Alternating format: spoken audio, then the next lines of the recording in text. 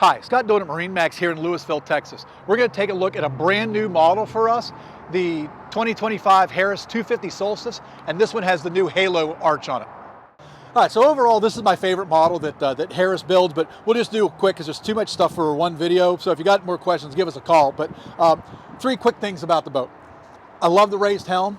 It's really nice, allows you to sit up a little higher. If you got a tall guy like me sitting in front of you, allows you to sit up a little higher. You've got your 9-inch Simrad built into the screen. You've got your JL control for your JL audio. This has one screen, one sub and amp. I also absolutely love the new Halo tower. So it gives you all the look of a functioning tow tower. You can't pull things from this, but it gives you that look. Most people don't pull anything from their towers anyway. So it's a very, very good look, and it's probably $10,000 less than a regular tower, so helps bring that price down a little bit. Back here on the business end of the boat, I really, really like how Harris has a flip-flop backrest without stern safety fencing that's mounted here to the upholstery. So a lot of brands will put that around the back here where you can't sit on the back of the boat because you've got that, because you've got that stainless steel bars in your way.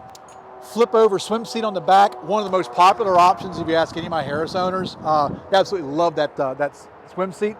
And the all new lily pad ladder. You can see how wide those rungs are on that ladder. So super wide, feels good on your feet, reaches a good foot in the water, down a little deeper than just about everybody else's. So that's just a brief flyover of the boat, but if you got more questions on this or any of them to see online, pick up the phone and give us a call. We'd love to talk to you.